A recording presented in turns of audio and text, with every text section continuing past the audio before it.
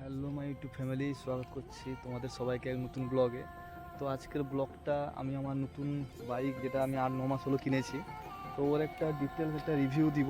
তো ওটা কীরকম খারাপ কি ভালো, কীরকম চলছে, কীরকম পারফরমেন্স দিচ্ছে, সব কিছু তোমাদের বলবো। তো বেশি দেরি না করে শুরু করা যাক।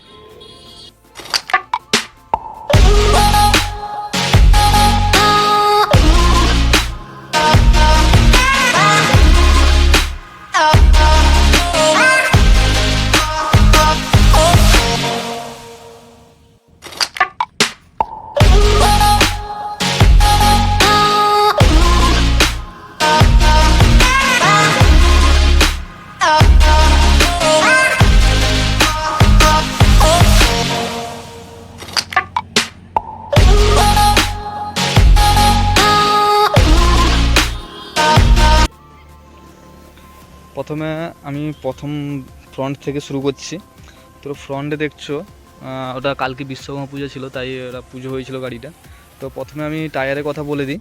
টায়ারটা আমাদের 80/118 আছে। তো টায়ারটা খুব ভালো টায়ার। ওটা ম্যাসিক্সের টায়ার দেওয়া আছে। তারপরে সামনেও ডিস্ক ব্রেক আছে। ডিস্ক ব্রেকটা মোটামুটি কাজ করে, খারাপ না, কিন্তু ডিস্ক ব্রেকটা আর একটু ভালো হলে ভালো হতো। এ মাডগার ফাডগার সব, এটা হচ্ছে তোমার হার্ড প্লাস্টিক ফাইবার, তবেও খুব ভালো। সাসপেনশান সকাপজারও ঠিক আছে।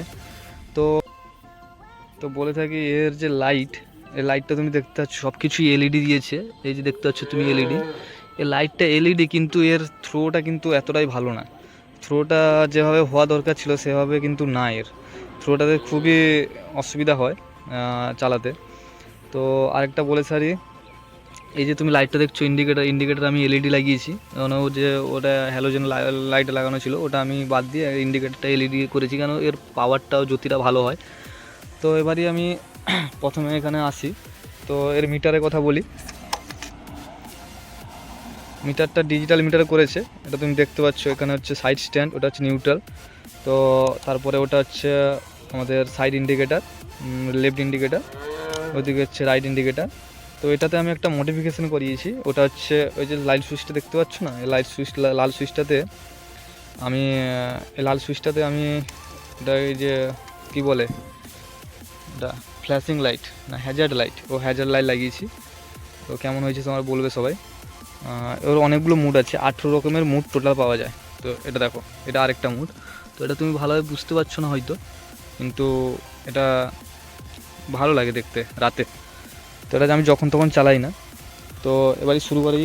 এর ট্যাঙ্কও খুব ভালো। এটা 10 লিটার মতন মনে হয় পেট্রোল ধরে। ওটা আমি এক্সাক্ট বলতে পারছি না, আমি পরে আপনাদের বলে দিব, ঠিক আছে। তো এটা হচ্ছে power button, kill switch and on switch.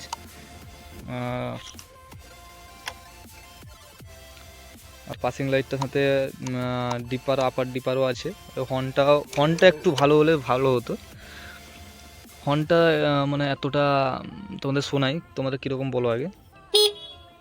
হর্নটা এতটা লাউড না, যে পালসার 125-এর যেরকম হর্ন, ও হর্ন সেরকম এটা না, এতটা লাউড না হর্নটা। এবার এর সাইডটা আসি। এর সাইডটা দেখতে পাচ্ছ, খুবই ভালো লাগে দেখতে।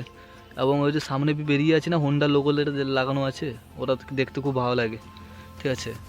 তো এর এটা হচ্ছে, এগুলো হচ্ছে টোটালি ফাইবার, ঠিক আছে। তো এবারে এর পিছন সাইডটা আসি, পিছন সাইডটা পুরো কভার করি। পিছন সাইডটা লাইটটা দেখতে হচ্ছে, খুবই লাইটটা ভালো লাগে দেখতে। আর পিছনের টায়ারটা হচ্ছে ম্যাসিক্সের টায়ার দেওয়া আছে, 100/80, 100/80/18, ঠিক আছে। টায়ারটা কিন্তু এতটা পারফরমেন্স দেয় না, কেন আমি বৃষ্টির দিনে আরও চালিয়েছি। এই যে বাঁক নিতে যে রাইট লেফট বাঁক নেওয়া হয়, ওই রাইট লেফট বাঁকে তোমাদের একটু স্লিপ করে আর কি, ঠিক আছে। ওর সাইলেন্সারটা আওয়াজ তোমাদের শুনিয়ে দিই একটু। সাইলেন্সার আওয়াজটা আমি তোমাদের শোনাচ্ছি।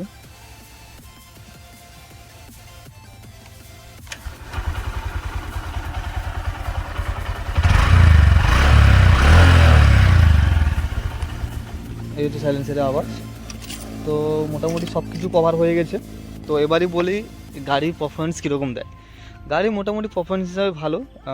তোমাদের 100 ওঠাতে কোনো অসুবিধা হবে না, ঠিক আছে। 100-র পরে একটু উঠতে অসুবিধা হয়, কিন্তু প্রচুর হালকা গাড়ি। 1 কুইন্টাল 10-12 কেজি 15 কেজির ভিতরে ওজন। এইটা এই জন্য এত হালকা যে ধরো হাইওয়েতে তুমি গেলে, তো হাইওয়েতে গেলে তোমাদের পাশ দিয়ে কোনো বড় গাড়ি ফাড়ি গেলে ও মানে মিচিয়ে দিবে, বুঝতে পারছো কথাটা? তো এইটা হচ্ছে এটা এর খারাপ দিক। আর প্রথম আরেকটা খারাপ দিক হচ্ছে এর এই যে সাসপেনশনটা আছে না, এই সকআপটা আছে পিছনে, ওটা প্রচুরই হাড়। পিছনে যে বসবে, যদি কেউ পাতলা আমার মতন বসে, তো ওর কোমর ভেঙে যাবে যদি খারাপ রাস্তা পড়ে, ঠিক আছে? তো ওর আরেকটা খারাপ জিনিস আমি বলছি, ওটা হচ্ছে ওর যে সামনে যে লাইটটা, তো বলে সেরেছি সামনের লাইটটা এতটা ভালো না। তো মোটামুটি আমি চালিয়ে সেরেছি মোটামুটি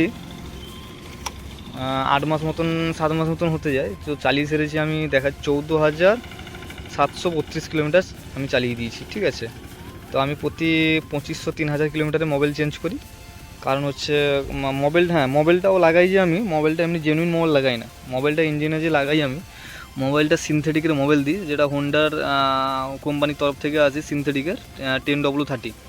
তো ওর মোবাইলটা আমি ইউজ করি, ওর পারফরমেন্সটাও ভালো। আর তেলটাও ইউজ করি প্রিমিয়াম তেল, কেন গাড়িটা ভালো থাকবে। আর গাড়িতে মোটামুটি লাগানো বলতে এখানে একটা এলইডি ইন্ডিকেটার পিছনে লাগিয়েছি হ্যাজার্ডের জন্য, লাইটটা ভালো হবে। আর এটা মোবাইল হ্যাগার লাগিয়েছি, মোবাইল। আর এটা সুইচ আছে হ্যাজার্ডে। হ্যাঁ, তা বলতে আর কিছু নেই। এটা এমনি একটা পোকা পড়লে রাতে বেরোলে এর পোকা পড়ে, তার জন্য এটা রেখেছি। নাহলে আর কিছু পুরো মোটামুটি মডিফিকেশানের কিছু করার নেই, আর করিও নি, কেন যেরকম সিম্পল আছে সেরকম সিম্পলে খুব ভালো লাগে। ঠিক আছে। তো কালকে গাড়ি পূজা হয়েছিল, তো দেখতে পাচ্ছি এই যে সিঁদুর লেগেছে। তো এই হচ্ছে কথা।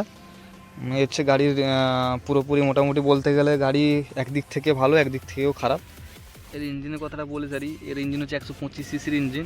এর পাওয়ার মনে হয় প্রডিউস করে 10 বিএইচপি মতন।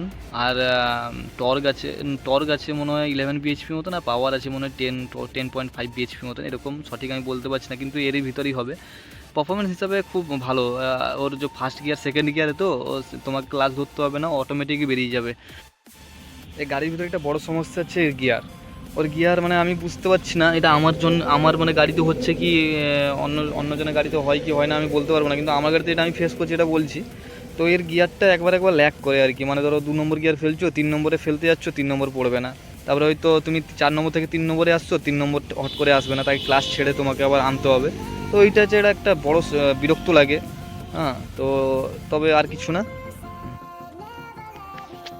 মোটামুটি গাড়ির সম্বন্ধে আমি সব কিছু কভার করেছি। তো যদি কিছু বাকি থেকে যায় তো আমাকে কমেন্টে জানাবে, আমি ওটা ব্যাপারে জরুর বলার চেষ্টা করব। তো যদি ভালো লেগে থাকে ভিডিওটা লাইক করো, কমেন্ট করো, শেয়ার করো, সাবস্ক্রাইব করো, ঠিক আছে? Thank you.